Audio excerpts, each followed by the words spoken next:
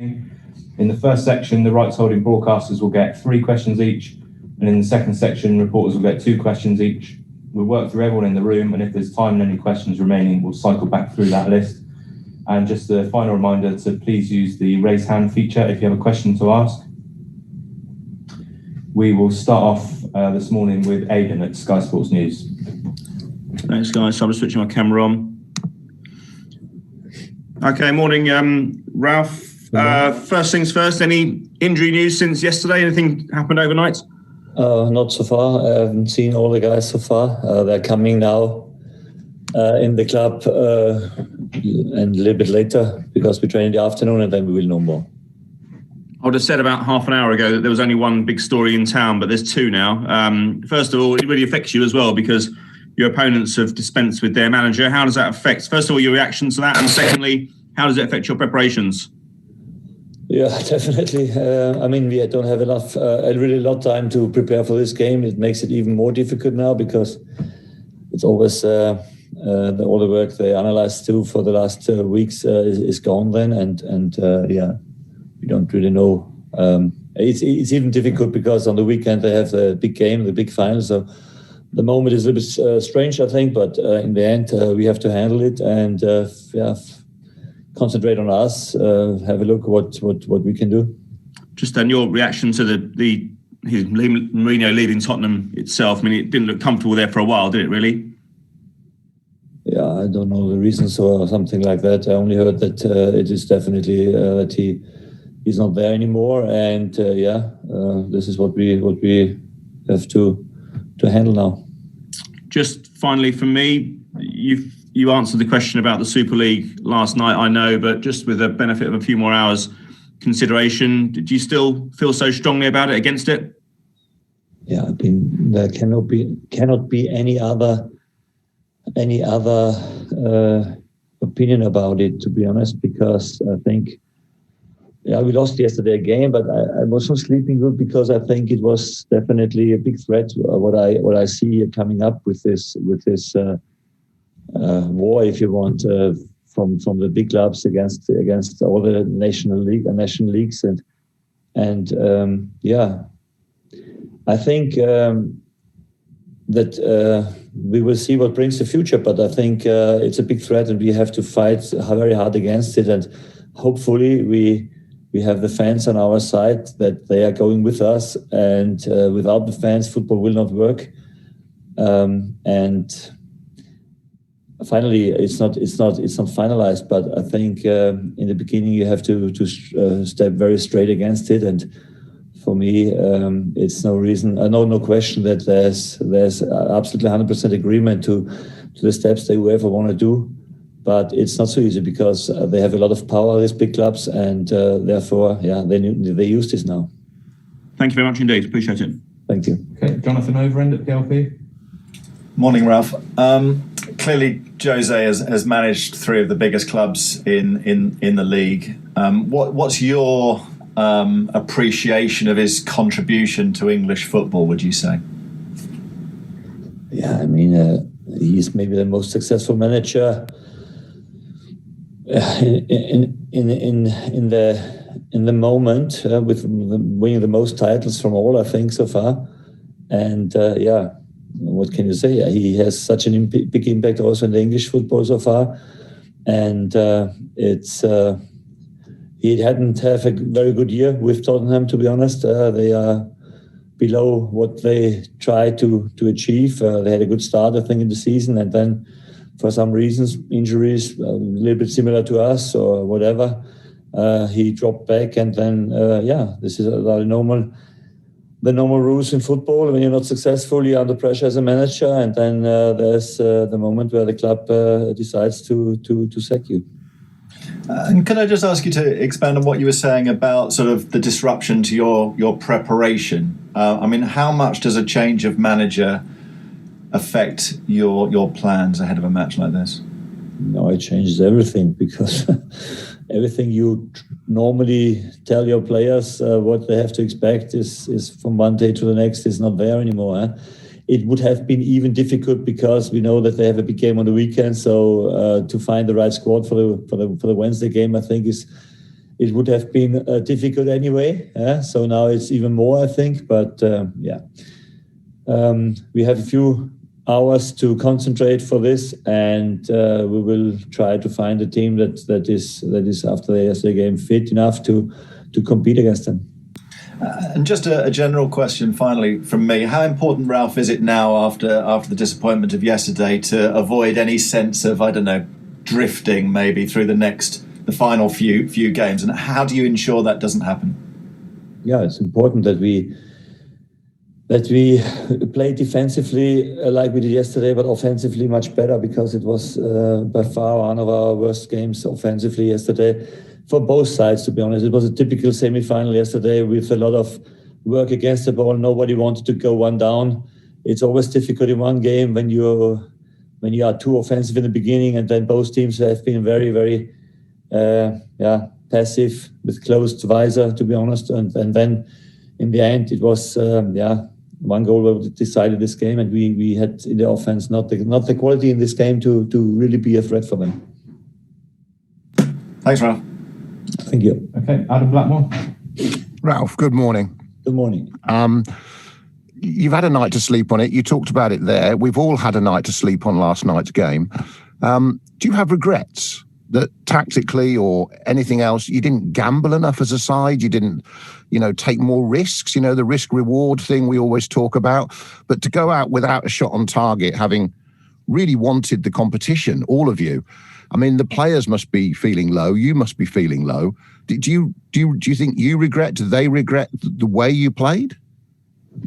To be honest, after the game, it didn't feel that bad, especially not our game with the ball. When I see it once again, you can definitely say that with the ball, we had not our behaviors, what we normally had in the last games. But it was clear when you're a little bit more concentrating after conceding 3 goals against West Brom and playing against a strong side like Leicester, that you had in the beginning especially keep the fullbacks a little bit deeper to protect yourself a little bit more from the counterattacks. I think we have been brave with high defending against Vardy and Iheanacho, so they also had not a lot of chances. This was the part of the game that worked quite well, I think. But you are right that our overload, what we normally try to create and what we have to create to create chances, we haven't had in any time of the game, because we had only 3-4 players sometimes in the final third, and then it's for us very much about 1-against-1 situations, and there we didn't have the power to go through, and this was the reason why we had not a lot of chances. But in such a game, you must take the few moments where you win balls high on the pitch to have a good transition. And there where we have been much too slow, not with a quick pass deep, not with a good offer in the last line where you can use them as a ball player to lay up for somebody else who scores then. And this all was definitely missing. And this is very disappointed, because I think it was a big chance when you are against such a side in the semi-final. You must, especially in the offense, show more quality, and we didn't yesterday. Jonathan touched on it there with you about the rest of the season. Obviously, I'm sat here watching every game, worrying that the season will just fade away a little bit, and you must be worried about that slightly. How much of a test is this of the players' will and your motivational abilities now to turn the end of the season into a positive like you did at the end of last season? Yeah, this is the goal now, and we have 7 games to go, and we still need to take points. And I know this situation, that this sometimes can be a mentally booster when you don't have this target of a final maybe anymore.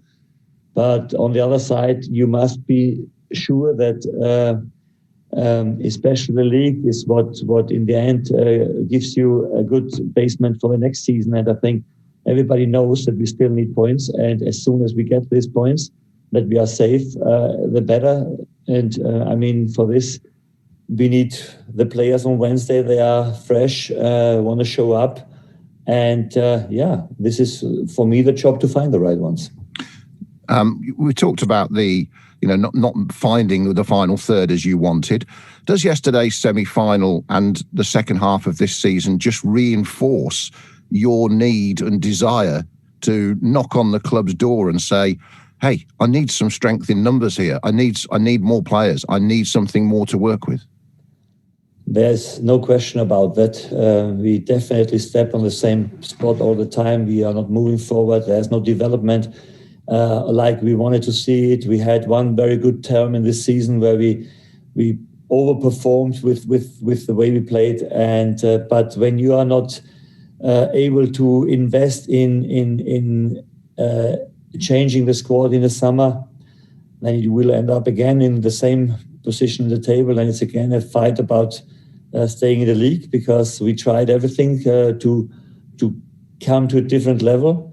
But as soon as we have not every player on the highest level, we have also not that depth in the squad to be then strong enough to put pressure on the guys. They are not performing well, and I think this is what we need next season. And Jordan, if I could just supplement that, sorry.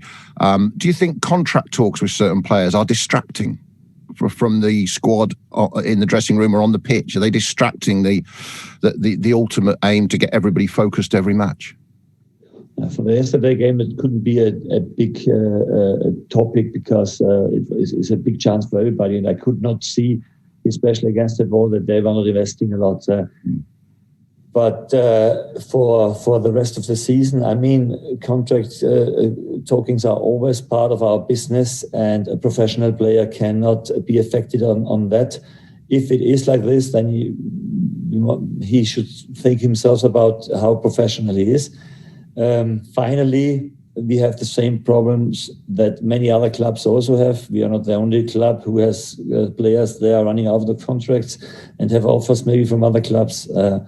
But the best thing, or the best way to make a step forward as a player, is to perform well. So there's no alternative to do this, and it never helps if you are running out of contract, having 1 year left or 2 years left when you're not performing well. It never helps nobody. Thank you for your time, Ralph. Good luck Wednesday. Thank you. Okay, James at TalkSport. Morning, Ralph. Good morning. Ralph, what response are you hoping to see from your players today, and what challenge will you give them for the remainder of the season? Yeah, the challenge we have is now to go to Tottenham on Wednesday and be a team that is able to take something there. It's not easy, but we have to go there, and we have lost against them the first game very high.